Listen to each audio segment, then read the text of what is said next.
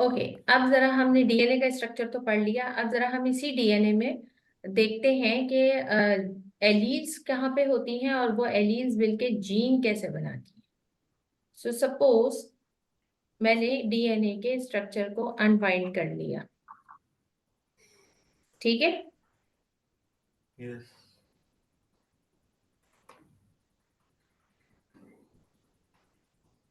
Okay, अभी फिलहाल मैं तुम्हें पहले बताऊंगी एलील्स, ठीक है। फिर जब मैं Yes. क्रोमेटिन और क्रोमोसोम बताऊंगी तो उसमें फिर मैं जीन बताऊंगी। ये Okay. डीएनए का स्ट्रक्चर है जिसमें बीच में बहुत सारी नाइट्रोजनस बेस पेयर्स जो हैं वो लगी हुई है।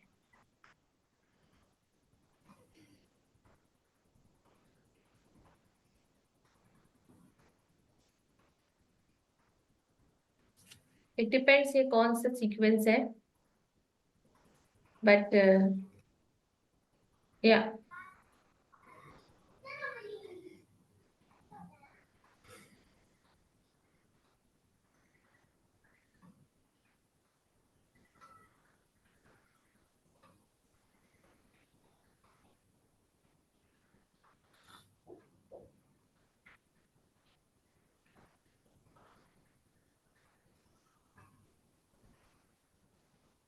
ठीक है। ये इस तरह करके बेस पेयर्स हैं, ये सब लगी हुई हैं।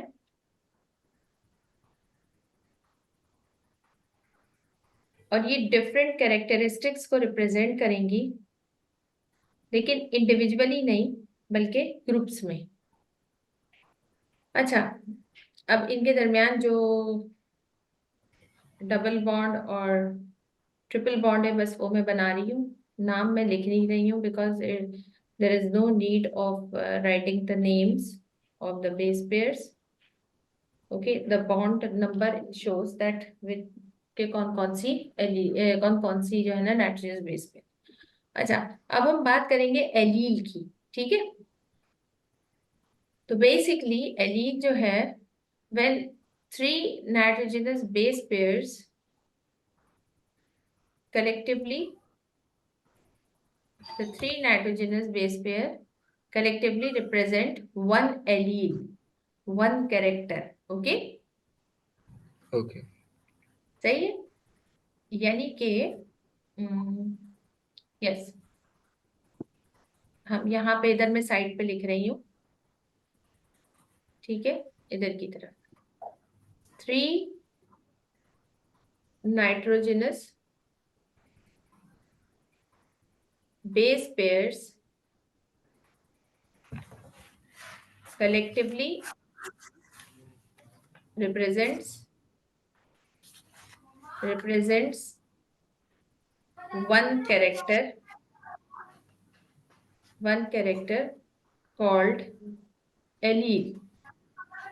उसको represents one character and it is called allele. One character and it is called allele. Okay, अच्छा। Yes. अब ये जो है ना, ये बेसिकली क्या है, एलील है। मैं इसको थोड़ा थिक मार्कर से लिख देती हूँ इसी के ऊपर, ठीक है। 1 2 3 3 नाइट्रोजनस बेस पेयर एलील है, सही है। अब हम बात करेंगे क्रोमोसोम की, ठीक है। अब हम बात करेंगे क्रोमोसोम की।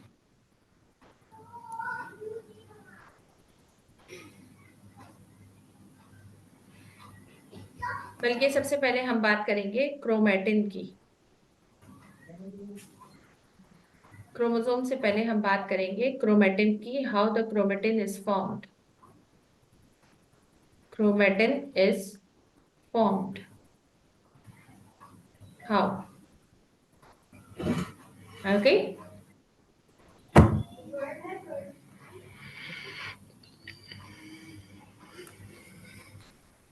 Okay, chromatin is composed of, yeah, chromatin is composed of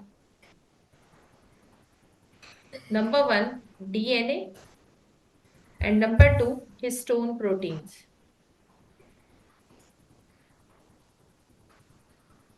okay, so जैसे रील के ऊपर धागा लिपटा हुआ होता है ना, इसी तरीके से डीएनए जो होता है वो हिस्टोन प्रोटीन्स के ऊपर प्रोटीन बॉल्स होती हैं छोटी छोटी, 4 4 के पेयर्स के अंदर, ठीक है, उसके ऊपर जो है Yes. डीएनए जो होता है वो लिपटा हुआ होता है। Okay, so I can say that मैं हिस्टोन प्रोटीन को पिंक कलर से रिप्रेजेंट करती हूँ, और 4 4 पेयर की बॉल्स होती हैं, ठीक है,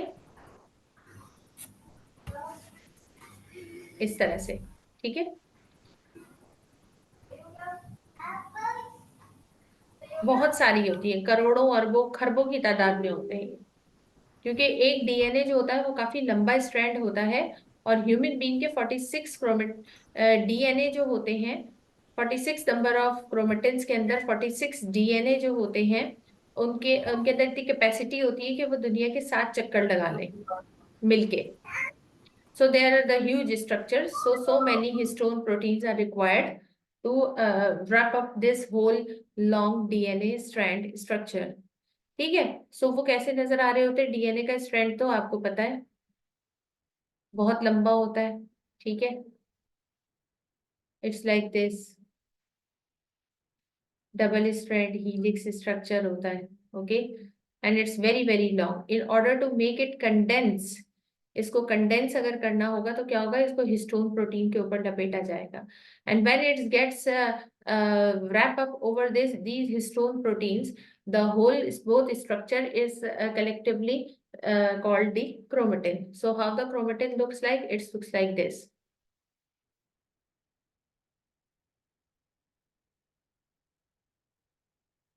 I'm making the crumple structure of DNA first, and then I will show the histone protein. Histone protein मैं इसके ऊपर बाद में बना दूंगी। Actually होता ये है कि जैसे ये जो है ना, फर्ज करो कि ये हिस्टोन प्रोटीन है, ठीक है, ठीक है, तो डीएनए जो होगा वो इसके ऊपर आके कैसे लिपटेगा? डीएनए इसके ऊपर आके ऐसे लिपटेगा, जैसे रील के ऊपर धागा नहीं लिपटता, इस तरह करके, और फिर थोड़ी देर डिस्टेंस के बाद फिर दोबारा से एक और हिस्टोन प्रोटीन आ जाएगा, ठीक है, like this.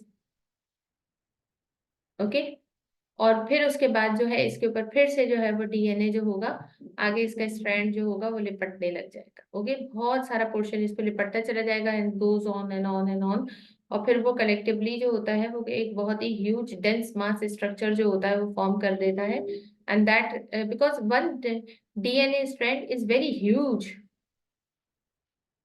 and in order to condense it in a very small nucleus, there must be something or some protein structure to wrap up around. Okay, so the histone proteins are there to wrap up all these structures.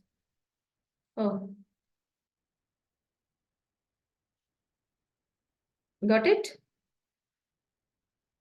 Yes, ma'am.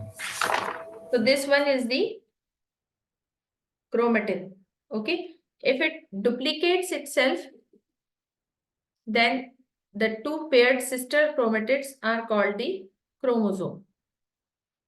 Okay, अगर ये अपना ही replica एक और बना ले, ठीक है, replicate कर ले, या किसी और दूसरे क्रोमेटिन के साथ पेयरिंग कर ले, नॉन सिस्टर क्रोमेटिड होगा वो, तो ये बेसिकली बन जाएंगे, दोनों कलेक्टिवली एक दूसरे से अगर जुड़ जाए सेंट्रोमेयर के जरिए, तो ये पेयर्ड फॉर्म के क्या बन जाएंगे? क्रोमोसोम बन जाएंगे। ओके, यस मैम, तो दो क्रोमैटिन हाँ, बन मिलकर के एक क्रोमोसोम बना दे। एक क्रोमोसोम का पेयर बनता है, ठीक है, दो, एक क्रोमोसोम के अंदर दो क्रोमेटिन होते हैं, ठीक है।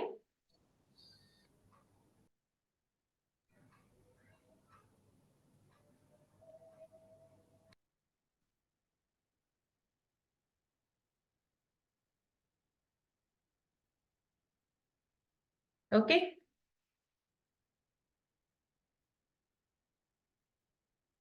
and these are collectively attached by means of centromere, एक दूसरे से जो अटैच होते हैं, that is called the centromere. Okay, so we can say that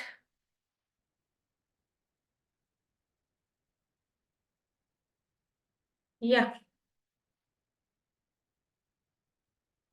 chromatin, chromatin collectively called chromosome. Yes. ये क्रोमोसोम कहलाएगा। ये जुड़े हुए किससे होते हैं? सेंट्रोमियर से। Okay, so that's how. अच्छा, एक एक क्रोमेटिन के ऊपर 3 बेस पेयर्स जो लगे हुए होते हैं, they are called the alleles. अब फर्ज करो कि यहाँ पर एलील लगी हुई है 3 बेस पेयर की, नाइट्रोजनस बेस पेयर की।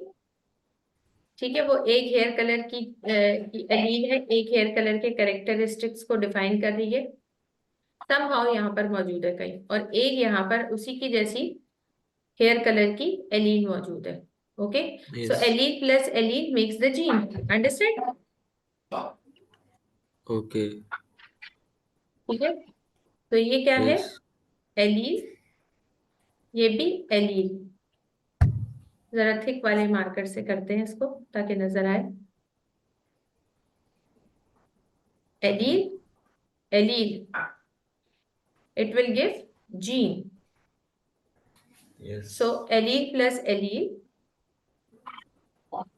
Allele is equals to gene. सही है। अब सवाल ये पैदा होता है कि ये नजर कैसे आ रहा होगा। तो let's make another diagram like this, we unwind the DNA and make it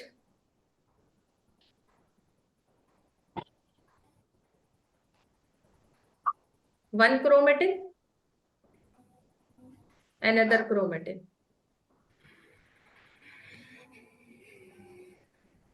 सारे हिस्टोन प्रोटीन प्रोटीन सब निकाल दिए हमने। Okay, Yes. ठीक है। और हमने बीच में इसमें नाइट्रोजनस बेस पेयर जो थी वो एडजस्ट कर दी।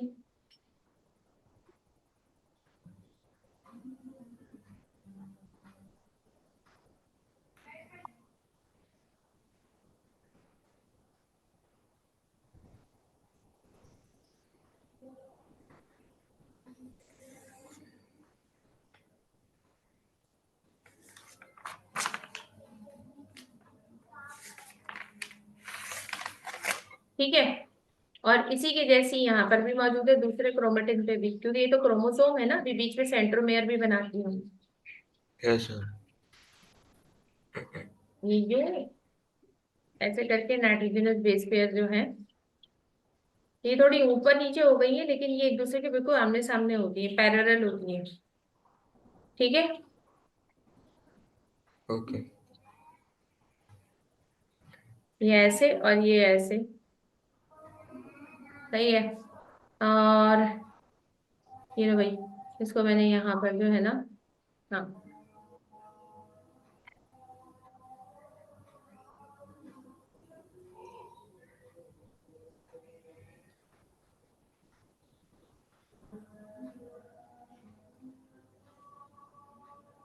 ओके। अच्छा, और ये बीच में जुड़ा हुआ किससे? सेंट्रोमेयर से जुड़ा हुआ है। दैट मीन्स कि ये क्रोमोसोम है, एक क्रोमेटिन और दूसरा क्रोमेटिन आपस में मिले हुए हैं, and that makes the chromosome. Yes. ये है सेंट्रोमेयर। अब देखो, ये जो है ग्रीन से 3 nitrogenous base pair makes 1 allele, ये, और 3 नाइट्रोजनस बेस पेयर इधर के भी जो हैं, ये दोनों एक एलील बना रहे हैं। ठीक है, 2 एलील्स डिफरेंट, और ये बना रहे हैं एक जीन। अब वो कैसी है? Yes. वो इस तरीके से कि ये जो है, ये है ब्लैक आई कलर एलील, और ये है ब्लू आई कलर एलील। Yeah. ठीक है, सो it represents, as black is dominant, it represents B, as blue is recessive, it represents B, small b. So allele plus allele is equals to gene. So B, capital B plus small b is equals to capital B small b. ये whole structure is called the gene. आप समझ आई बात? Yes, ma'am. ठीक है, So that's Yes. that's the major thing on which the DNA rely, that so many genes are relying on the chromosomes. Okay, Yes. understand? Yes, ma'am. Okay, now let's start with the homozygous and heterozygous Hetero. and some different terms.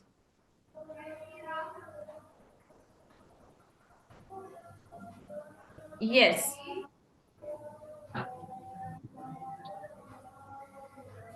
Ma'am homo अगर हमारा कोई भी cell होगा उसके अंदर जो nucleus से एक ही जीन पे जो वो हमें एक ही एलील मिलेगी ना दोनों पे।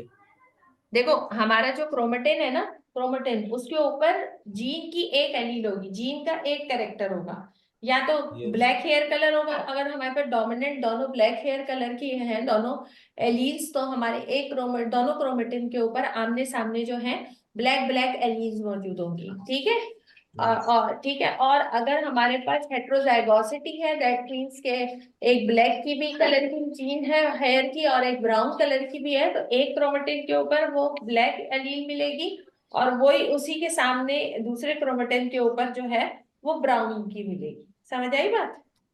यस। अच्छा, एक सेकेंड, अब हम बात करेंगे होमोजाइगस जीन की। Yes, homozygous gene character, homozygous gene is a gene that represents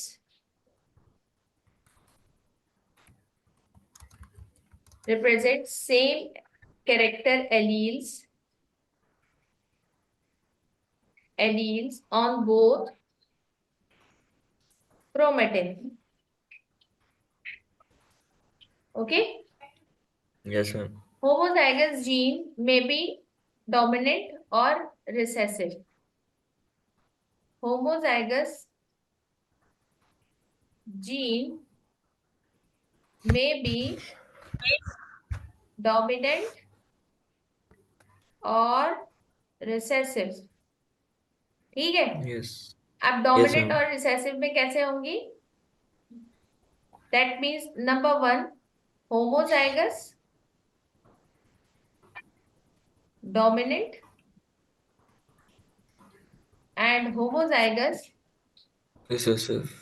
zygous recessive. For example, in height, the dominant gene is tall gene, capital T. Okay, तो इसके एग्जाम्पल से यस मैम। समझते हैं। हम example पढ़ेंगे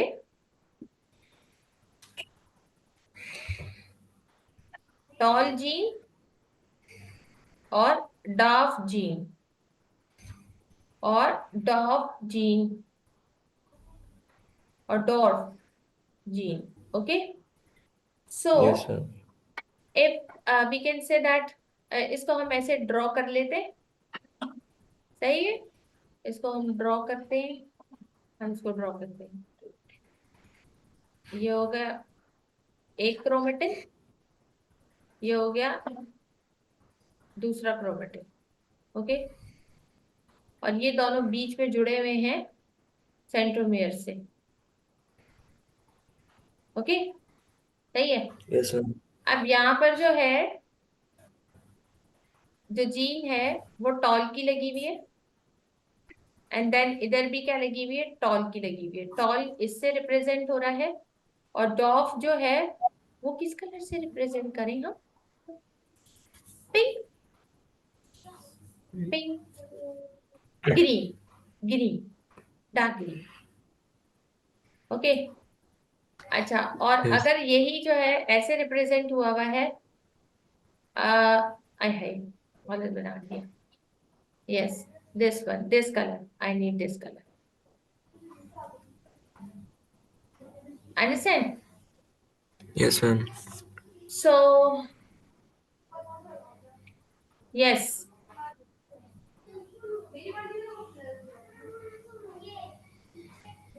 ये आपका है टॉल डोमिनेंट होमोजाइगस, डॉर हो recessive homozygous. Recessive. Yes, tall dominant homozygous, dwarf recessive homozygous. Okay, and then heterozygous gene. Yeah, heterozygous gene.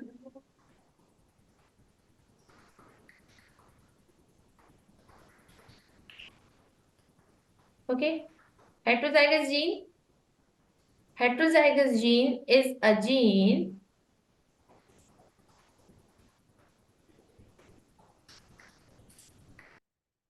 heterozygous gene is a gene that represents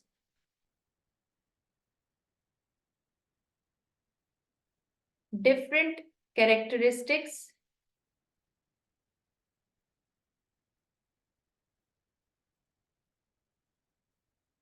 alleles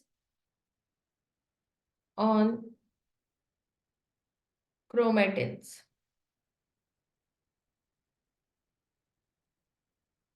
और वो कैसे होंगे?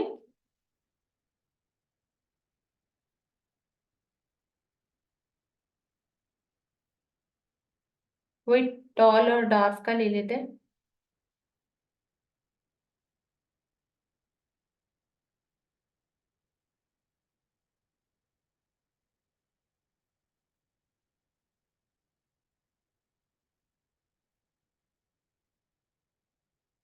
Dominant and on that chromatin recessive. Okay. Ma'am heterozygous हमेशा dominant होता है ना?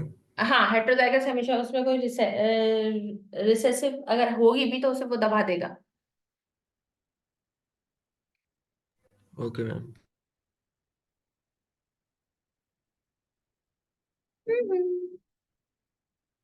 Heterozygous zygous dominant gene. So heterozygous gene is always represent dominant character.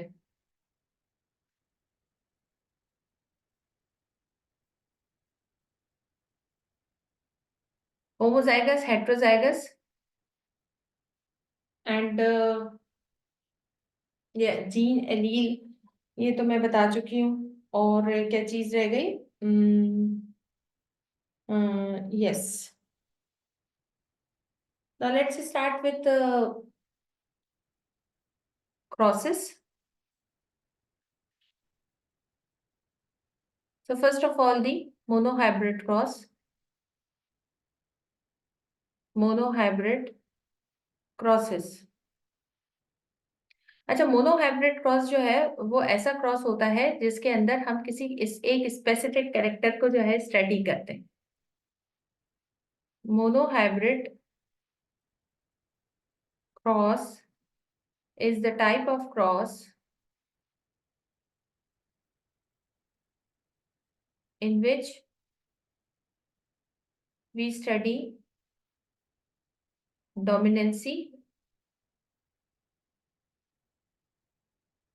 recessiveness, and ratio of appearing different characters of specific, sorry, different name, appearing of specific one character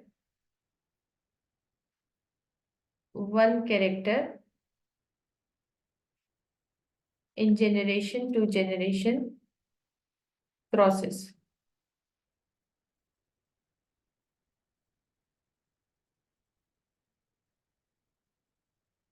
okay,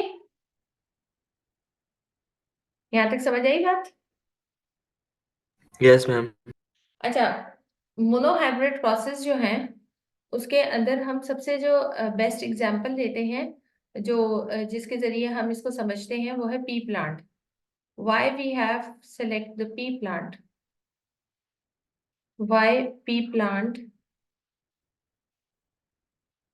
is selected for monohybrid process and study genetic characteristics?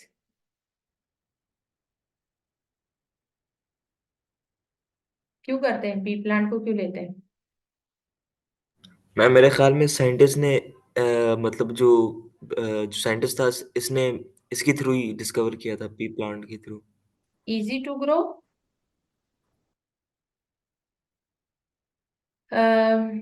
Short life span और short life cycle,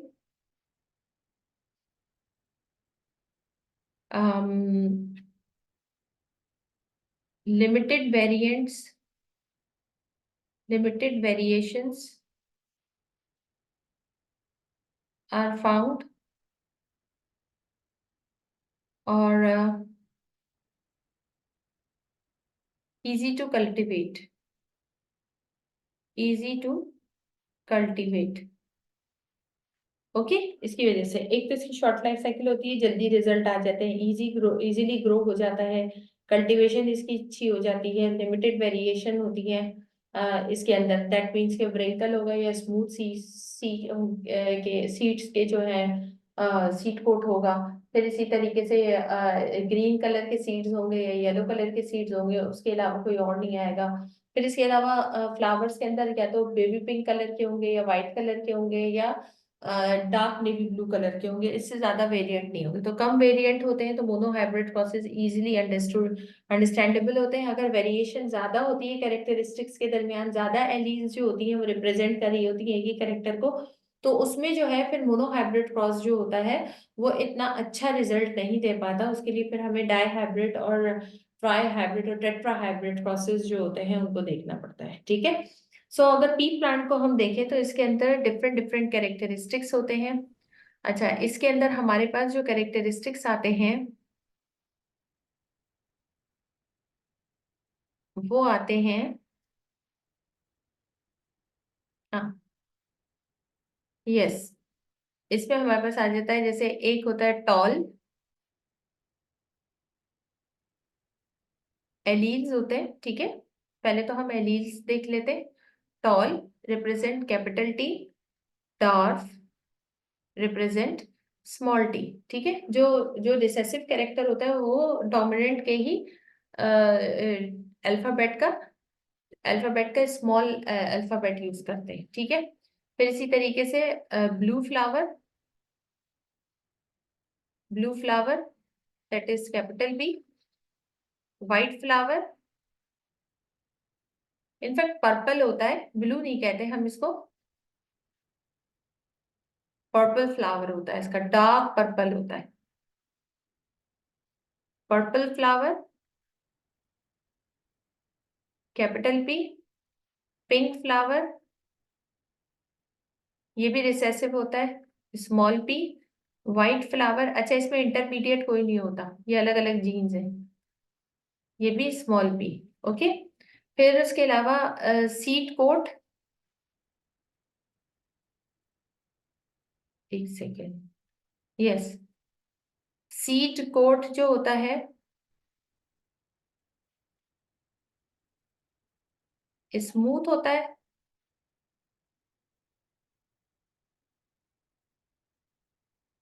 yes, seed coat smooth. और एक होता है wrinkle, तो smooth जो है वो recessive है और व्रिंकल जो है वो डोमिनेंट है।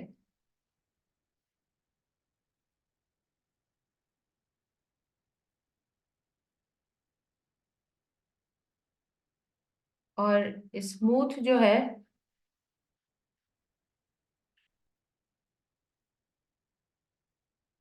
Small W. ठीक है,